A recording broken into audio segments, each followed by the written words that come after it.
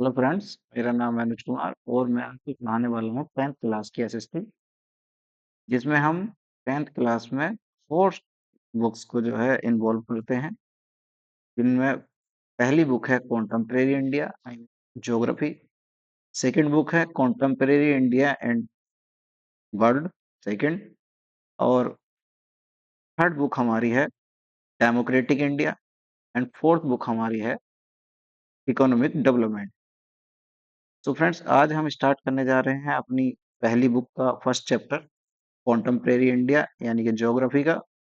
और इसमें हम शुरुआत करेंगे अपने पहले चैप्टर से। हम अगर कंटेंट की पहले बात कर लें एक बार, इस बुक के अंतर्गत हम 7 चैप्टर कंप्लीट करने वाले हैं, जिसमें पहला चैप्टर है हमारा resource and development. Second chapter है forest and wild life resources. Third chapter है वाटर रिसोर्सेज। फोर्थ चैप्टर है एग्रीकल्चर। फिफ्थ है minerals and energy resources. Six है हमारा मैन्युफैक्चरिंग इंडस्ट्रीज। और सेवंथ है life lines of national economy. उसके बाद अपेंडिक्स और ग्लॉसरी। ये इतने मैटर नहीं करते। कुल मिलाकर हमें इन 7 चैप्टर्स को कंप्लीट करना है। जो हमारे पढ़ने का और पढ़ाने का तरीका रहेगा वो यह रहेगा कि हम अपनी फोर्थ बुक के एवरी बुक का फर्स्ट चैप्टर कंप्लीट करते हुए चलेंगे, क्योंकि हमें थोड़ा कॉलेज वगैरह का भी देखना है। उन्हीं के साथ हमें चलना पड़ेगा। जनरली जो स्कूल में होता है वो यही करते हैं कि चारों किताबों का पहला पहला चैप्टर कंप्लीट करते हैं। उसके बाद फिर सेकंड चैप्टर कंप्लीट होता है चारों बुक। तो हम भी अपनी स्टडी को उसी प्रकार से आगे बढ़ाएंगे। तो आज हम शुरू करने वाले हैं contemporary India, I means geography का फर्स्ट चैप्टर। और अगर मैं फर्स्ट चैप्टर की बात करूं, तो ये फर्स्ट चैप्टर का हमारा एनसीईआरटी का फर्स्ट पेज है रिसोर्स एंड डेवलपमेंट, जिसमें हमको पढ़ना है रिसोर्स के बारे में और उनसे होने वाले डेवलपमेंट के बारे में। ये पेज जो मैंने यहाँ पर रखा है, इस तरीके से पढ़ाने का मकसद नहीं है कि मैं पूरी बुक को कंप्लीट इस तरीके से पढ़ाऊँ लाइन बाय लाइन। हमारा मेन मकसद होगा कि हम इनमें से जो भी इम्पोर्टेंट है, जिसे मैं अगर सीधी भाषा में कहूँ तो जो भी निचोड़ है चारों बुकों का, उसको हम कंप्लीट करेंगे। ये पेज केवल रेफरेंस के लिए लगाया गया है। बाकी अगर ऐसी कोई ज़रूरत होगी तो समय समय पर रेफरेंस के लिए इन बुक के पेजेस का यूज किया जाएगा। अब हम बढ़ते हैं अपने चैप्टर की ओर, chapter number first resource and development. तो गाइस, जैसा कि हमारे चैप्टर का नाम ही है रिसोर्स एंड डेवलपमेंट, तो हमारा पहला काम तो यही हो जाता है कि आखिरकार रिसोर्सेस हैं क्या, जिनके बारे में हमें चर्चा करनी है। अगर मैं डेफिनेशन की बात करूं तो डेफिनेशन बड़ी सिंपल सी है। A resource is anything in our environment that satisfy human needs. कह रहे कि हर वो चीज जो हमारे इन्वायरमेंट में है और ह्यूमन नीड्स यानी कि मनुष्य की जरूरतों को पूरा करती है, वो क्या है? रिसोर्स है। ठीक है, बड़ी सीधी सी बात है। मैं इंग्लिश, ठीक है, हम सब जो है एनसीईआरटी पढ़ रहे हैं 10th क्लास की इंग्लिश में, लेकिन जहां तक मेरा हो पाएगा संभव है कि आप तक मेरी बात सही तरीके से पहुंच जाए। उसके लिए अगर मुझे जरूरत पड़ी हिंदी में बताने की तो मैं हिंदी में ही बताऊंगा। कुल मिला के इनके कहने का मतलब ये है कि हर वो चीज जो हमारे इन्वायरमेंट में पाई जाती है और ह्यूमन नीड्स को, कंडीशन ये है कि वो ह्यूमन नीड्स को क्या करती हो, सेटिस्फाई करती हो, वो क्या है? रिसोर्स है। कोई भी रिसोर्स की कुछ कंडीशनें होती हैं। ऐसा नहीं कि हमने कहीं पर उधाल और फाइल लिख के हम पहुंच गए और डायरेक्ट कोई रिसोर्स हमें निकल गया। जनरली इन्वायरमेंट में बहुत सारी ऐसी चीजें आज भी मौजूद हैं जिनके बारे में ह्यूमन को जानकारी नहीं है, लेकिन क्या हम उनको रिसोर्स कह सकते हैं? तो हम उनको रिसोर्स नहीं कह सकते। ठीक है ना? खैर, वो बात की बात है, अभी चर्चा करेंगे आगे। फिलहाल जो रिसोर्स हैं उनमें 3 कंडीशनें यहाँ पर बताई गई हैं। पहली कंडीशन है कि वो टेक्नोलॉजिकली एक्सेसिबल होना चाहिए। इसका क्या मतलब है? इसका मतलब ये है कि जो हमारे पास अवेलेबल टेक्नोलॉजी है, उसके उससे हम क्या हो सके, उस रिसोर्स को एक्सेस कर सकें। अब एक बात बताइएगा, मान लीजिएगा आपको कहीं पे पता चला कि किसी जगह पे कोयले की खान में हीरा अवेलेबल, अब आपको यहाँ पर डायमंड को खोजना है, लेकिन कंडीशन ये है, अब बताइए आप वहां पर पहुंच गए फावड़ा लेकर और कुदाल लेकर, तो क्या आप उससे उस हीरे को खोद पाएंगे? तो लगभग क्या है, संभव नहीं है, इम्पॉसिबल सा थोड़ा काम हो जाएगा कि फावला और कुदाल लेकर पहुंच गए और वहां पे हीरा खोदने लगे। क्यों? क्योंकि हमारे पास क्या है, उस प्रकार की टेक्नोलॉजी नहीं है। तो हमारे पास क्या होनी चाहिए, टेक्नोलॉजी एक्सेसिबल होना चाहिए, यानी कि हमारे पास उस प्रकार की टेक्नोलॉजी होनी चाहिए कि हम उसे खोद पाए। सेकंड है हमारा, इकोनॉमिकली फिजिबल होना चाहिए। देखिएगा इसका क्या मतलब है सेकंड वाले का, इकोनॉमिकली फिजिबल का, इसका मतलब है कॉस्ट इफेक्टिव होना चाहिए।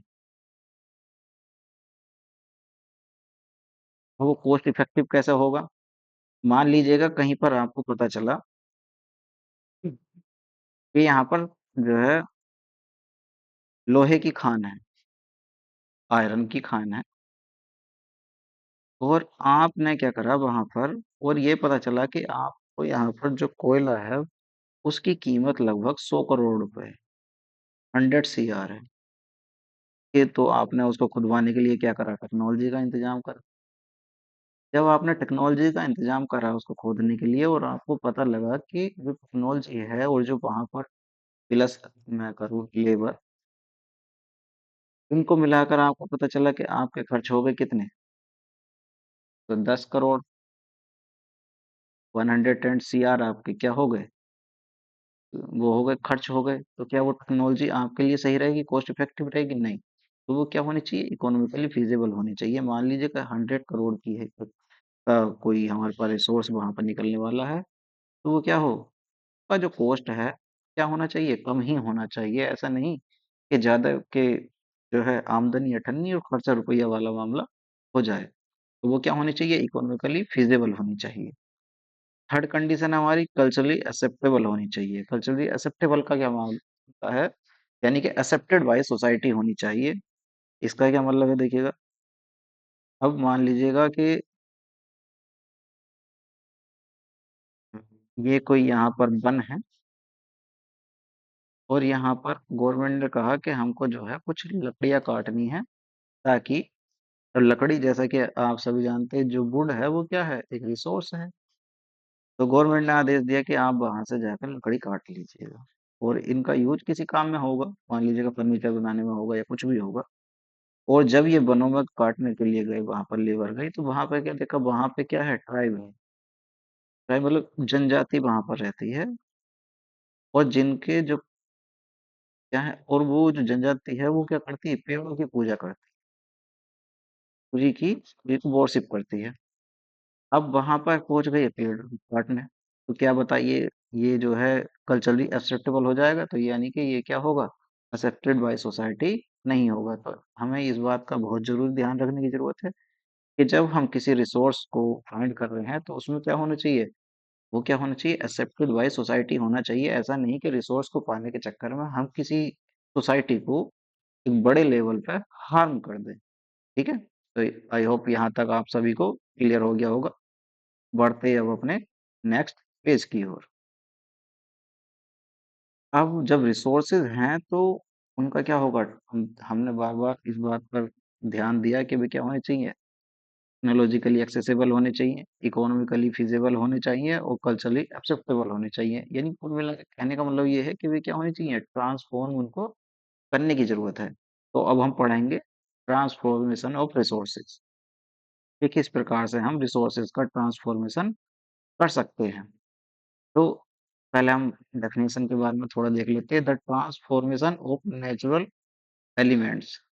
देखिए, क्योंकि जो हमें इन्वायरमेंट से प्राप्त हो रहा है वो क्या है, नेचुरल है, इसलिए यहाँ पे क्या करा गया है, नेचुरल एलिमेंट्स का जिक्र गया है। The transformation of natural elements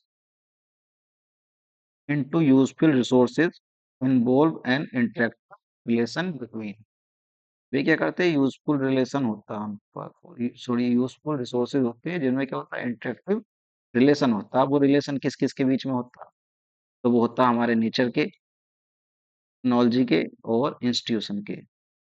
nature क्या करता है, हमें नेचर का काम होता है हमको क्या, प्रोवाइडेड रॉ मटेरियल, यानी कि हमें जो नेचर से प्राप्त होता है वो क्या होता है, रॉ मटेरियल होता है। ट्रांसफॉर्म करने का काम हमारा होता है उसको। टेक्नोलॉजी, टेक्नोलॉजी के यूज से क्या करते हैं हम, उसको क्या करते हैं, यूटिलाइज करते हैं, नेचुरल रिसोर्सेज को ट्रांसफॉर्म करते हैं। थर्ड है हमारा institution, organisation and system that support economic development. जो इंस्टीट्यूशंस होते हैं वे क्या करते हैं, एक प्रकार की रेगुलेटरी जो है इंस्टीट्यूशन हो जाती है कि ताकि वो इन चीजों को ऑर्गेनाइज कर पाए और सिस्टमेटिक ढंग से जो है अ, जो रिसोर्सेज हैं उनका ट्रांसफॉर्मेशन हो सके। बढ़ते अपने नेक्स्ट पेज की ओर, अगले पेज पर ये बात और ज्यादा क्लियर हो जाएगी। थर्ड है हमारा, ये किस प्रकार से हम प्रोसेस ऑफ ट्रांसफॉर्मेशन, यानी कि उनकी प्रोसेस क्या है। तो देखो, एक बात हम जान लो कि जैसा पिछले जो लास्ट पेज हमने इसमें पढ़ा कि नेचर के, टेक्नोलॉजी के और इंस्टीट्यूशन के बीच में क्या है, इंटरेक्टिव रिलेशन है। ये आप जरूर याद रखेंगे ये सेंटेंस, कि नेचर के, टेक्नोलॉजी के और इंस्टीट्यूशन के बीच में क्या है, इंटरेक्टिव रिलेशन है। लेकिन इन तीनों जो ये शब्द यहाँ पर यूज किए गए हैं, नेचर, टेक्नोलॉजी और इंस्टीट्यूशन, और साथ में नेचुरल रिसोर्सेज, और ये चार, इन ये इंटरेक्टिव रिलेशन तो है, लेकिन ये रिलेशन अधूरा है बिना किसके, ह्यूमन के। यदि ह्यूमन इसमें इंटरेक्ट नहीं करेंगे तो ना तो टेक्नोलॉजी किसी काम की है, ना नेचर किसी काम का है, ठीक है ना, और ना ही आपका क्या, इंस्टीट्यूशन किसी काम के हैं। तो जैसे कि यहाँ पर भी कहा गया, human being interact with nature using technology. जो ह्यूमन है वो क्या करते हैं, इंटरेक्ट करते हैं किसके साथ, नेचर के साथ, और किसके यूज से, टेक्नोलॉजी के यूज से। यहाँ पर ये इसे एक पैसेज के जरिए भी यहाँ पर इस ग्राफ के द्वारा समझा गया है कि क्या है, ह्यूमन बीइंग है जो क्या करेगा, इंटरेक्ट करेगा नेचर के साथ, लेकिन with the help of technology. और जब ऐसा ये करेंगे तो इनसे क्या होगा, इनसे होगा क्या, इंस्टीट्यूशन का फॉर्मेशन हो। और ये इंस्टीट्यूशन के फॉर्मेशन से क्या होगा, जो हमारा वो है इकोनॉमिक डेवलपमेंट का गोल, वो क्या होगा, कंप्लीट होगा। जैसा कि इसमें भी कहा गया, दे डेवलप इंस्टीट्यूशन, वे क्या करते हैं, इंस्टीट्यूशन का निर्माण करते हैं, सच एज इंडस्ट्री हो गई, गवर्नमेंट्स हो गई, एंड बिजनेसेस हो गए, to manage enhance resource utilisation, जिससे क्या हो सके, मैनेज किया जा सके और बढ़ाया जा सके किसको, रिसोर्सेज के यूटिलाइजेशन को। सेकंड काम होता है, this process accelerate economic growth. और जब ऐसा होगा कि ह्यूमन बीइंग जो है वो इंटरेक्ट करेगा नेचर के साथ with the help of technology और इंस्टीट्यूशन का फॉर्मेशन होगा, तो उससे क्या होगा, एक्सीलरेट करेंगे किसे, इकोनॉमिक ग्रोथ को। जब ऐसा होगा तो उससे क्या होगा, इकोनॉमिक ग्रोथ क्या होगी हमारी, हाई होगी, ठीक है। और जब इकोनॉमिक ग्रोथ हाई होगी तो उससे क्या होगा, हमारा लिविंग स्टैंडर्ड बढ़ेगा। थर्ड है efficient use of technology and institution, जो सही तरीके से यूज है टेक्नोलॉजी का और इंस्टीट्यूशन का, इंश्योर करेगा किस चीज को, सस्टेनेबल डेवलपमेंट। ये जो यहाँ पर शब्द है सस्टेनेबल डेवलपमेंट, के बारे में भी हम आगे चर्चा करेंगे काफी गहराई के साथ। फिलहाल यहाँ पे अगर मैं खाली इस शब्द को छोड़ के इसकी बात करूँ, इकोनॉमिक ग्रोथ की, तो भी कोई दिक्कत नहीं होगी।